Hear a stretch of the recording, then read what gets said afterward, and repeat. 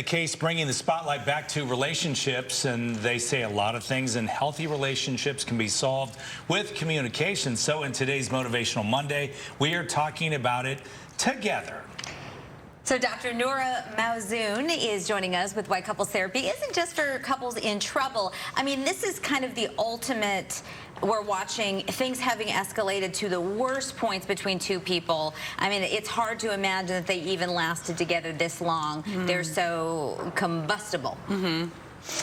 I mean, it's you know, everybody's got wounds, everybody's got pain. But when I watch what's going on, I kind of just wish that they had worked through a lot of the pain that they had before they came together. I think a lot of this would have been solved. So if you're a couple out there and you're thinking about going to therapy, how big should your problems be? How little should they be? How do you know when you need one?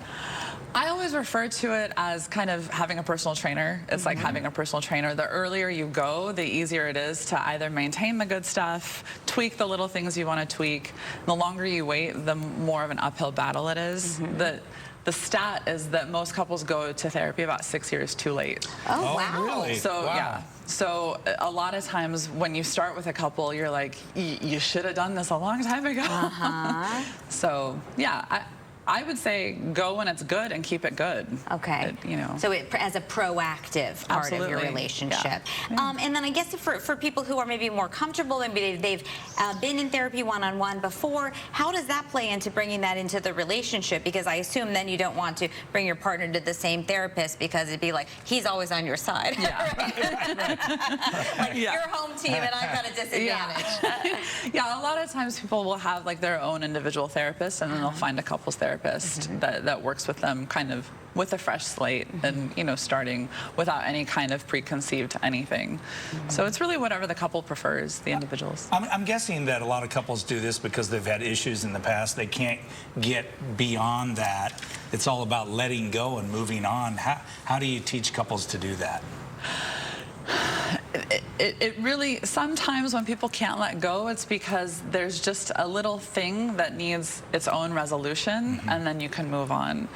So sometimes it's about, you got to check yourself and see, are you stuck on this hamster wheel of just not being able to let go, or is there like residual stuff that you've got to just smooth over and then actually move on? And what does it look like to move forward? What does it look like for each of them? You know, what does progress look like?